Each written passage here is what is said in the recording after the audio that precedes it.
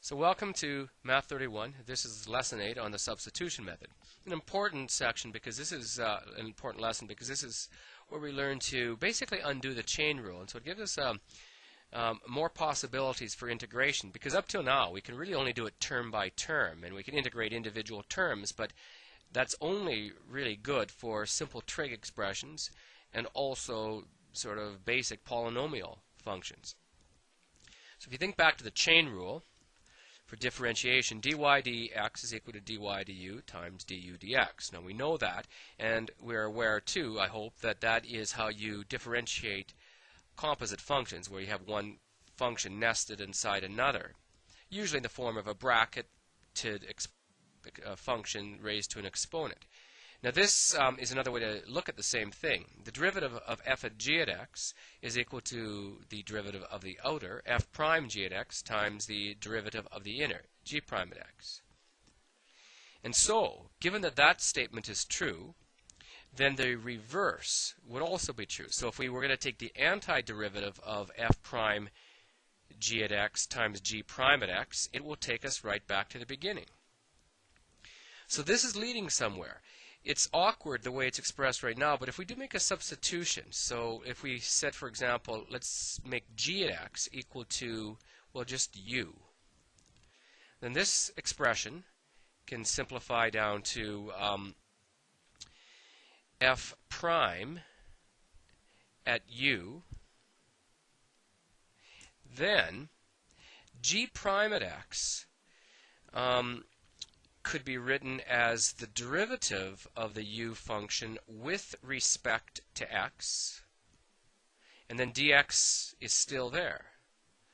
And then if you think of these as differentials, you can cancel the dx's out, and we would then get f prime at u times, or with the du there, not times, but that's just there as a basically window dressing. And what this tells us is that we can now, by using substitution, we can simplify or anti-differentiate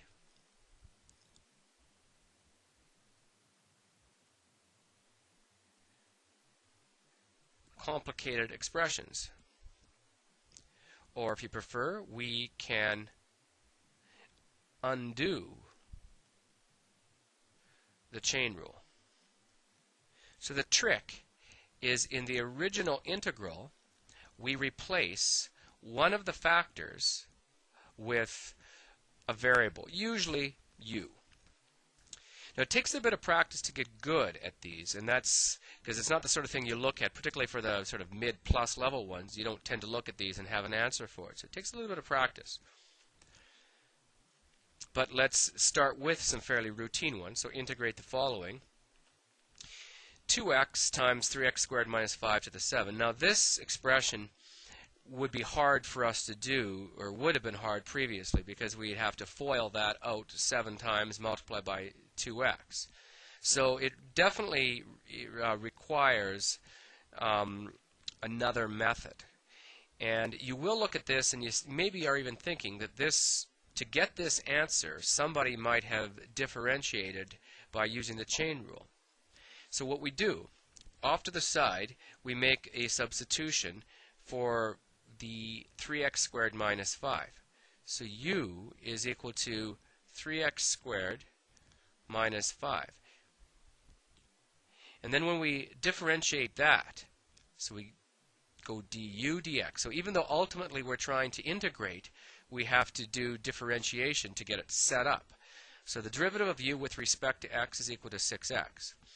Now, you know that du dx doesn't mean du divided by x. It means the derivative of u with respect to x.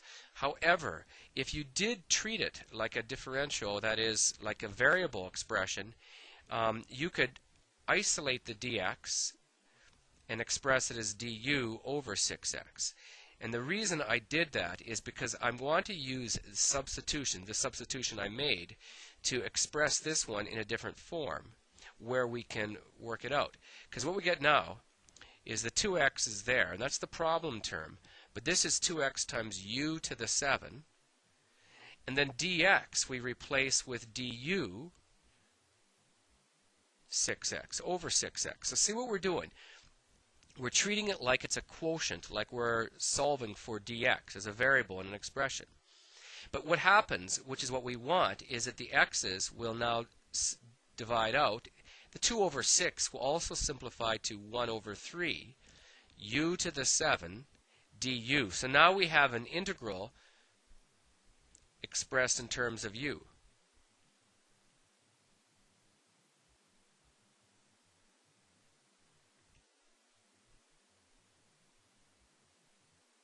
That's what we want. Because now you don't have to take the 1/3 out, but I will just for the fun of it. So 1/3 times u to the 7 du. When we anti-differentiate, we'll get u to the 8, and then a factor of 1 over 8.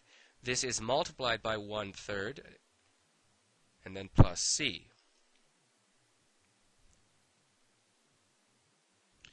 And then now, 1/3 times 1 over 8 is 1 over 24 times 3x squared minus 5. I don't know, that should be no x there, to the exponent of 8 plus c. Easy to check. If you were to differentiate that, it should take you to your answer. And the other thing is, this was an indefinite integral. That's why we ended up with a function for an answer. No substitution in yet. So that's how these things go.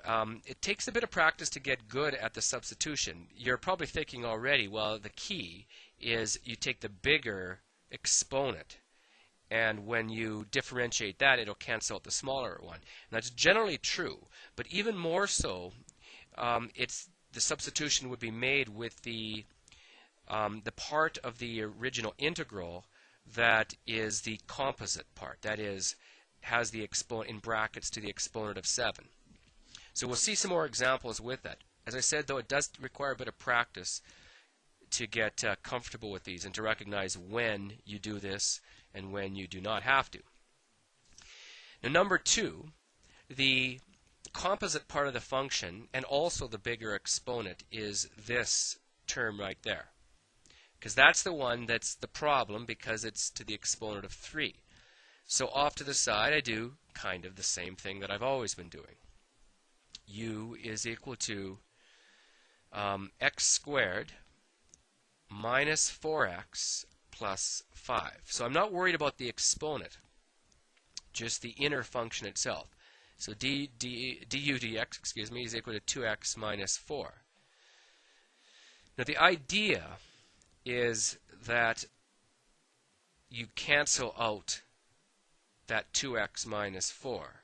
So when we isolate the dx, treating it as though it was a quotient, we get it in this form. Now you're probably thinking, are these ones all cooked up so they work out like this?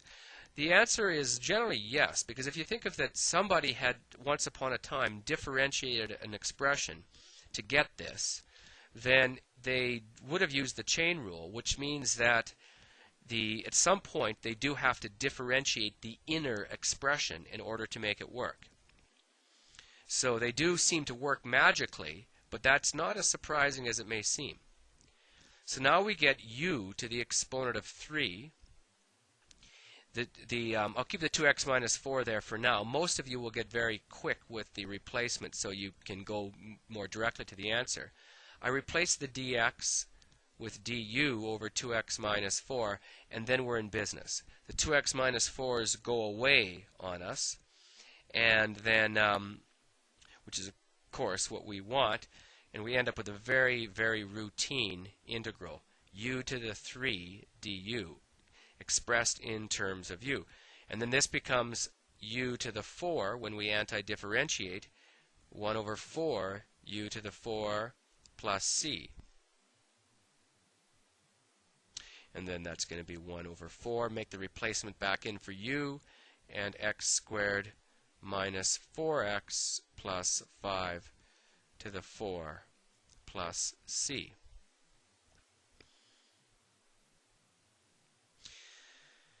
That's how these go. Let's try a few more. This one's a little bit more complicated looking, and we haven't had to deal with the issue yet of which term do we make the substitution for, because most people take like the bigger exponent, but really the key is the exponent or the term or the cluster that is within a bracket, because that is in the chain rule setup or in the composite function, that is the inner function itself. So I'm going to do the same thing. U is equal to x squared plus 4. We do not need to go x squared plus 4 to the 1/2. That's just going to complicate things. So du dx, the derivative of u with respect to x is equal to 2x. So isolating the 2x, or the dx, excuse me, we get du over 2x. And then this is x over u to the 1/2 dx. Now, we do not want to write that on the denominator. So this is x times u to the negative 1/2. Bring it up. And then dx gets replaced with du over 2x. Now, this does cancel out our x's. I'm going to take that factor of 1/2 outside the integral. So 1/2 u to the negative 1/2 du. And now, if you deal with this one or anti-differentiate it, you'll get u to the add 1 on is to the 1/2. So you're dividing by 1/2, meaning you're multiplying by 2 over 1. I'll write that in. Most of you won't need that. 2 over 1 times 1/2 plus c. So those are going to go away, and we're going to get u to the 1/2 plus c, and then that's going to be square root. I'll put that in radical form. You don't need to do that. Of x squared plus 4 plus c. Now, if you have doubts about it, you simply differentiate the answer and then see if it takes you back where it is supposed to take you back to.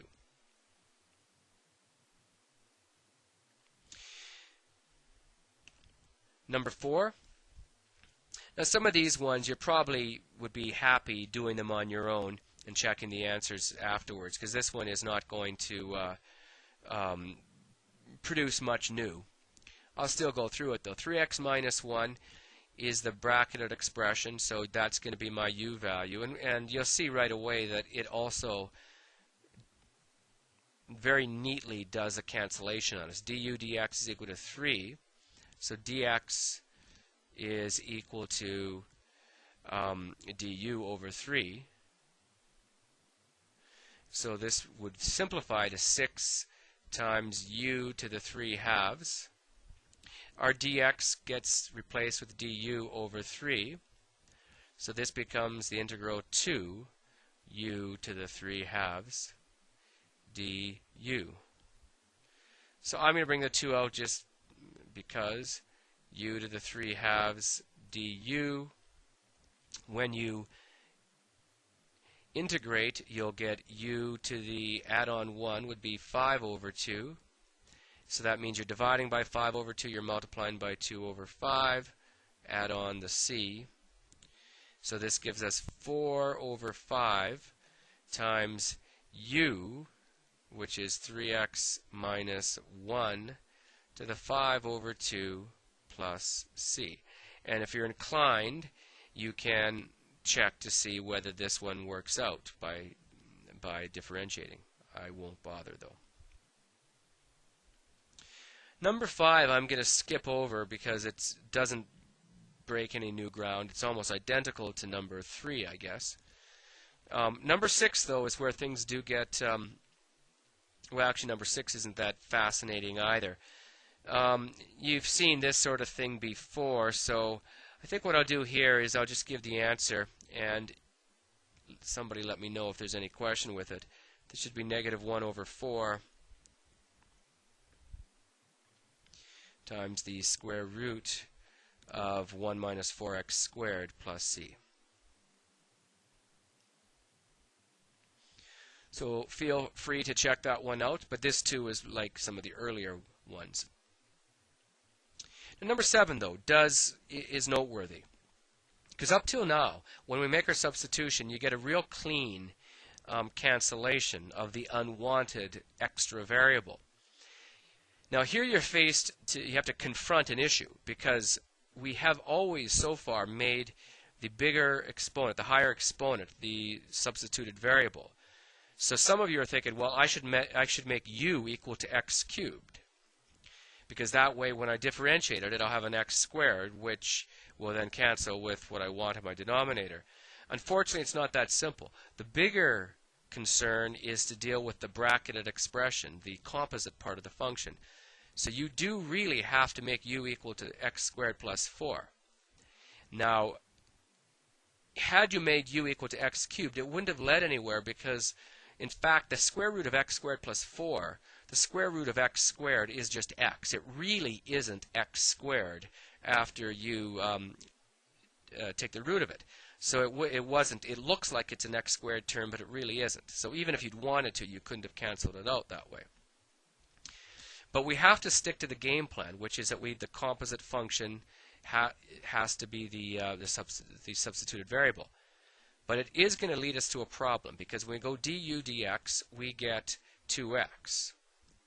Now this is fine in the sense that the dx would then be du over 2x. But it's not fine in terms of our cancellation, because what we have is x cubed over top of, well, that's u, all right, to the 1/2. And then dx is going to be du over 2x. Now this gets rid of one of the x's, but not both. So now we have x squared. I'm going to take that u, bring her up, so u to the negative 1/2 du. But we're not really any better off. We still have to get rid of that x squared. So the way we have to do it is based on the original expression, or the substitution. If you go back into this, you'll see that we conveniently have u expressed in terms of x squared. So if you isolate the x squared, so express x squared in terms of u.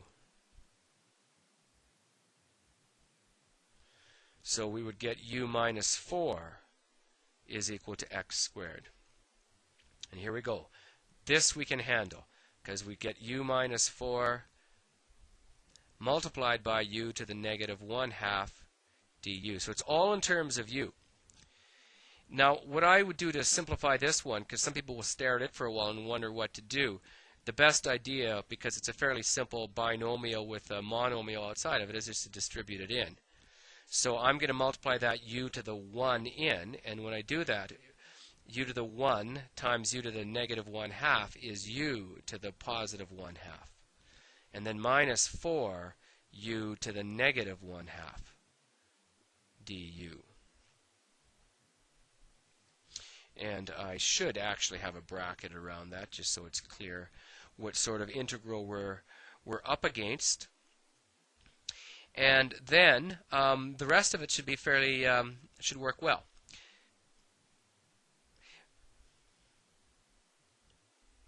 Except that I am forgetting that we do have a factor of 1/2 on the bottom. So let's take care of that. And then that would be 1/2. So that 2, that's from the original du over 2. So u to the 1/2 minus 4 u to the negative 1/2 du. Now you don't have to keep it outside the integral, but I like to do it so it's not in the way when we do integrate. So we get 1/2, and then keep it outside the big old bracket. Add on 1 to the u to the 1/2, becomes u to the 3/2, so with a factor of 2/3 in front. And then the second one, add on 1, and that takes you to u to the 1/2. So you're dividing by 1/2, multiplying by 2. I'm going to go directly to 4 times 2 is 8 u to the 1/2, and then plus c. Now you might want to distribute that one in, so you get 1/2 times 2/3 is actually 1/3. I'll put the u in right away. That's x squared plus 4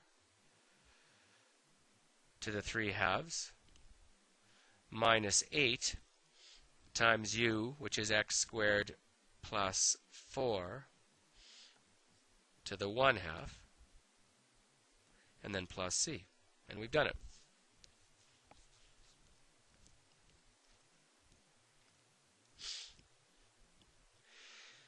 So those are more complicated. They do take practice, and that's really what it's about. You need to do enough of these so that you can recognize what you have to do with the substitution. Most people get quite good at the simple type of substitutions, but if it doesn't work, then this is what is necessary. And the best approach with it is that you just go in with a mindset, okay, I'm going to try a substitution.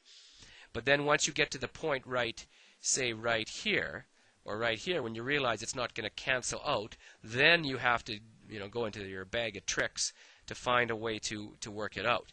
So you don't have to have, recognize at the beginning what it is that you're supposed to do. You just try a substitution, and if it doesn't succeed in eliminating the variable or all the unwanted x terms or whichever variable, then you try something else. So you can keep your mind fairly uncluttered. Number 8 is the same thing, and I would advise you to try this one on your own. I will put the answer for it, though, rather than take up a bunch of time. But first off, I'll even say that u is equal to x plus 5. So get you going on that. Du dx is equal to 1. So dx is equal to du. So when you break this one down, it won't get rid of it. The x term, because there's no x in the substitution for the dx, it won't eliminate. So the answer is 2/3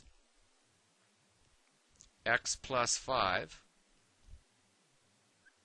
to the 3/2 minus 10 x plus 5 to the 1/2 plus c.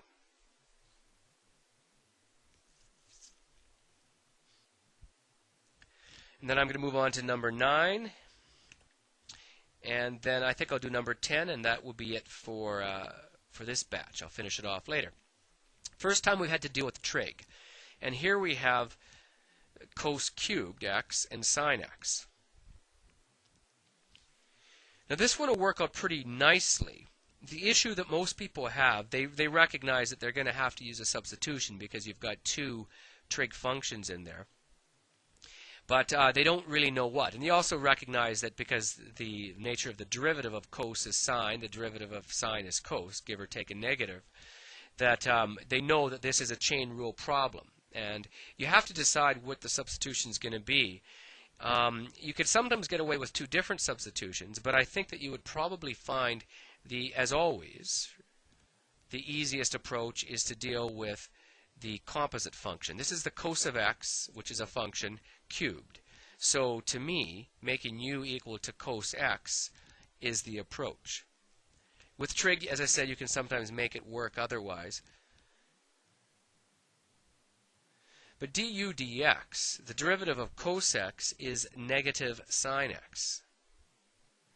So the dx is equal to du divided by negative sine x.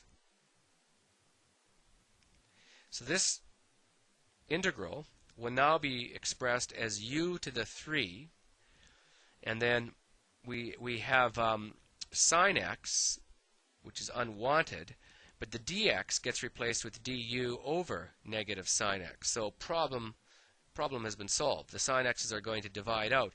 We actually end up with negative u cubed du. So I will also take that negative outside just to get it out of the way. And when we integrate it, we'll get u to the 4, then 1 over 4 u to the 4 with a negative, plus c. And then this is negative 1 over 4 cos to the 4 x plus c.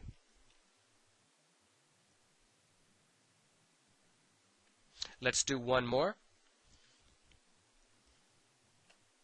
T, sine t squared dt. It's a trig function. and there's a problem. This is not sine of t all squared. This is sine of t squared. So the argument is t squared. Now you got to decide what substitution you're going to use. Now you might have considered going u equal to sine t squared, because that's similar to the previous one. But what I'm going to do instead is let the u equal to t squared. So therefore du dt is equal to 2t. So therefore dt is equal to du over 2t. Now the issue of substitution for ones like these is not, there's no like perfect answer to it. What most people end up doing is, even if they don't have a clear idea at the beginning what they want to replace, they make a substitution, and if it doesn't work, if they can't eliminate the outside variable, then it is they have to try something else. So in here, if you take a look at the t squared, it probably makes sense to you that when you differentiate that, that's 2t, so it's going to cancel out your t. So, you know, a little bit of, you know, once you start the question at least, you can see, okay, this will work, this won't work. But it really does come down to practice to get, you know, total confidence in it. So we now have t times the sine of u, and then we replace dt with du over 2t. 2t, excuse me.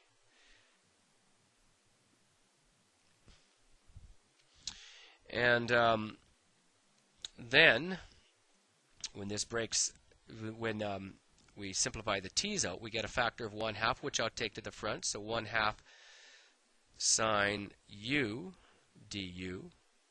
So now, when we take the antiderivative of sine, we need to remember that the antiderivative of sine is not just cos, but it's negative cos. So we get negative 1/2 cos of u plus c. So this becomes negative 1/2 times the cosine of t squared plus c, and then we're done with it.